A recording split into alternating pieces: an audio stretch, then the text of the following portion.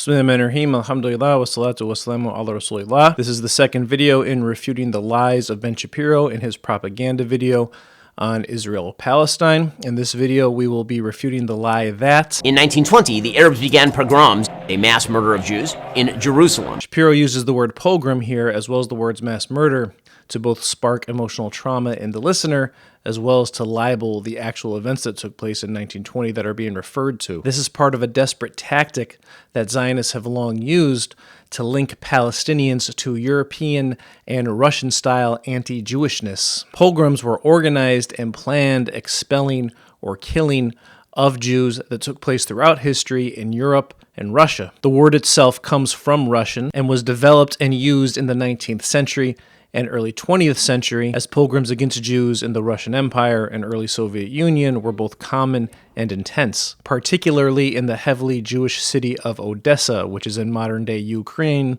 but at the time was part of the Russian Empire. Christian, European, and Russo-style pogroms played a core part in the development of both victimhood and determination as attributes of Jewish identity in the early 20th century, especially amongst first-generation Jewish immigrants in America and Palestine and their children. In the classic animated Steven Spielberg film, An American Tale, which follows the immigration journey of a family of Jewish mice from Russia to America, the movie begins with an entire community of Jewish rodents being pogromed out of their homes while celebrating Hanukkah by bloodthirsty feline Cossack officers. For Zionists who were militant nationalists and that would win out in the Zionist movement during the British Mandate period, they actually saw pogroms as something that Jewish communities would inevitably bring upon themselves, both due to their character as well as to their community's weak and passive response to pogroms that did happen. This seems to have been a sort of self-blaming coping mechanism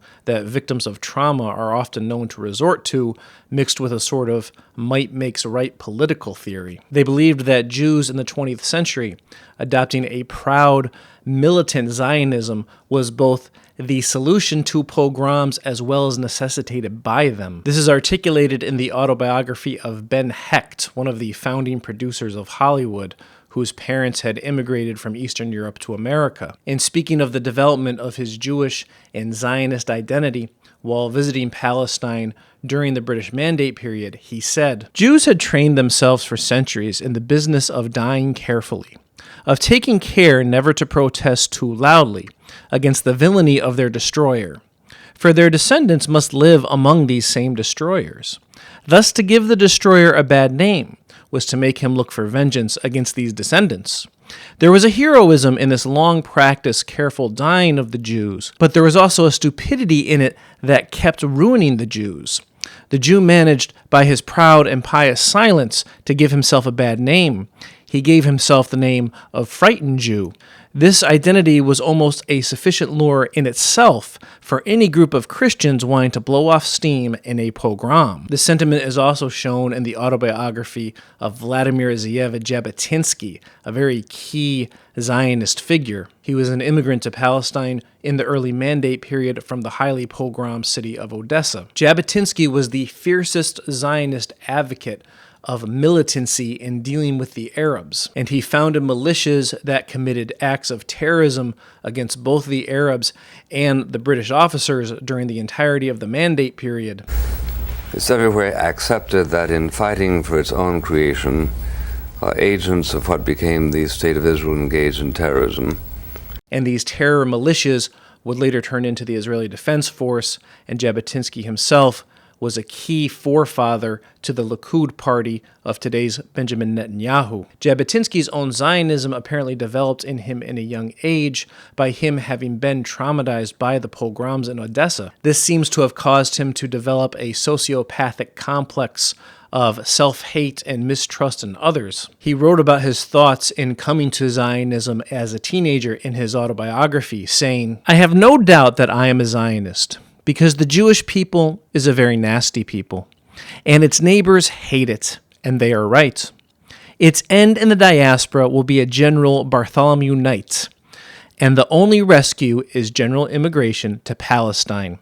and Bartholomew Night here is a euphemism for a pogrom-like massacre. The Eastern European pogroms in the Russian Empire would frequently kill Jews in the hundreds, with one single pogrom in 1905 in Odessa killing 400 Jews. And it is reported that from 1918 to 1921, over 100,000 Jews were killed in Eastern European pogroms. So the word has long carried very heavy emotional weight in the Jewish diaspora, especially for those whose families fled from European Christian persecution. It is completely dishonest and a pure lie to say In 1920, the Arabs began pogroms, a mass murder of Jews, in Jerusalem. the incident that is being referred to here and that Shapiro shows brief footage of, and that is also the lone incident of violence that took place between Jews and Arabs in the mandatory Palestine borders in the year 1920, is what is referred to as the Nebi Musa riots of 1920. This occurred in the first week of April that took place during an annual celebration that would take place in Jerusalem during the Ottoman period. The rioting resulted in the deaths of 9 people,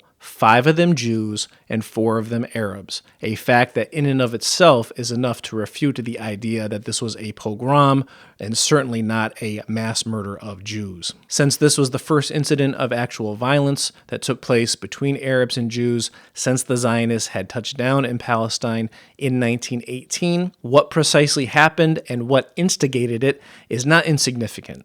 To fully understand this incident, one has to go back to a battle that took place a month earlier in the encampment of Tel Hai in the northern Galilee region, an area that at the time was the subject of a dispute between the British and the French over who had proper administration of it. There was an encampment of Jewish villagers in Tel Hai who had recently immigrated there from Europe, and there was also a Shiite Bedouin tribe who the British had ordered to go to the encampment to see if there were any French soldiers being hidden in it. The leaders of the Jewish village gave the Bedouins permission to search the village for French soldiers, but due to what has been described as a misunderstanding, one of the Jewish villagers opened fire. This caused reinforcements to come from a nearby Jewish garrison, and a battle ensued that killed 11 people, 6 Jews, and 5 Arabs. This event would then be heavily used as a piece of propaganda by Jabotinsky, who branded it as an act of persecution by the Arabs and patriotic resistance by the Jewish villagers, which he encouraged young Jewish men to emulate by joining his militia groups. The importance of Jabotinsky mythologizing and lying about this event has long been discussed by historians, as is said by a professor of Jewish studies at Rutgers University who is considered an expert on the event. The actual history of Tel Hai was of interest only so long as it proved or disproved Jabotinsky's moral claim to the myth that served as a useful means for mobilizing political support and attacking any policies of the other movement, here specifically meaning the movement of socialist Zionists. So what does Jabotinsky have to do with the Nebi Musa riots that took place a month later in April? Now, the Nebi Musa festival was an Ottoman-era practice by Muslims where they would hold festivities in the week leading up to Easter in celebration with Eastern Orthodox Christians celebrating the life of Prophet Musa, or Moses, peace be upon him. As accounts of what took place in this festival in the 1920s commonly state, the Arabs started chanting anti-Semitic slogans during it, beginning with accounts written by Israeli historians that I can only trace as far back as the 1960s.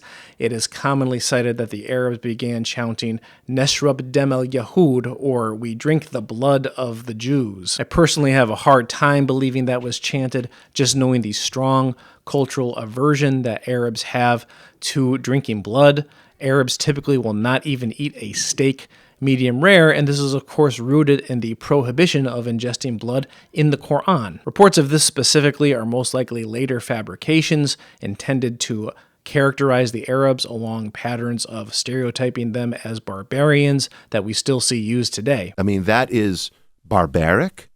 That is sadistic. Also, if we look at reports from the time these events actually occurred, it's not reported that the Arabs said that. What is reported from the New York Times from that week, where they cite as their sources Jewish travelers who had been at the event, they said that the Arabs said, the Jews are attacking us. That same article notes that when they started chanting this, Jews who were present there were already armed with knives, stones, and stone missiles. Let's read a detailed historical account of it by historian Robert Mazzaro from Northwestern University, who gathered together all first-hand accounts of the incident that he could find to try to narrow down what actually instigated it. Quote, "While the first half of the procession was passing through the Jaffa Gate, the riot began between Christakis Pharmacy and the Credit Lion. Available sources do not clarify the exact trigger, and it is arguable that more than one event functioned as a catalyst. In the vicinity of the Arab rally, some Zionists were listening to the speeches.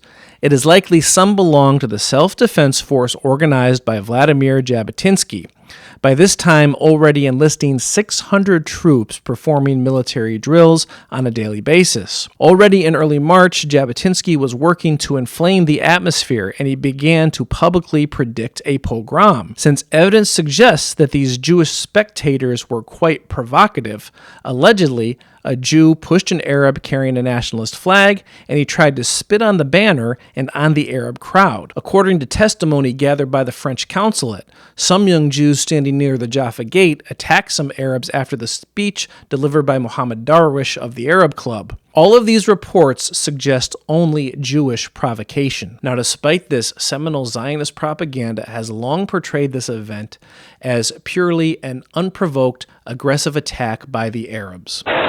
Suddenly the Arabs began to attack the Jews. The Nebi Musa riots of 1920 were the first violent Arab attack on Zionism. 7 Jews were killed.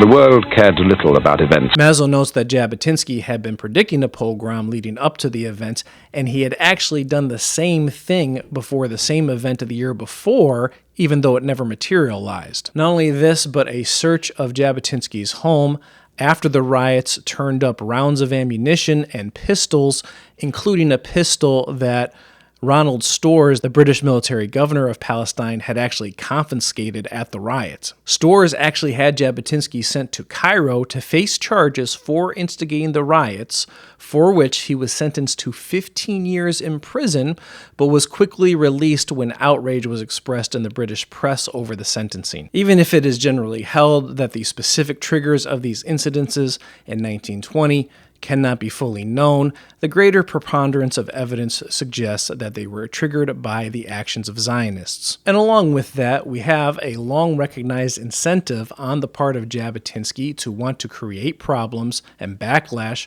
from the Arabs in order to serve his propaganda to recruit young Jews into his violent militias. His founding tracts, where he spells out his militant ideology, explicitly implores young Jews to take up arms, ostensibly in self-defense, but in reality to expel the Arabs from Palestine. He says, quote, "In the case of the Jews who are being beaten everywhere and even in Palestine are being threatened with destruction, it is certainly proof of good nationalism to arm for the defense of our lives, property, and future. We may then well be proud of it. Every great colonization in history has always entailed a revolt of the natives. Thus, if we desire that Israel should become and remain a Jewish state, we must first of all create a Jewish majority."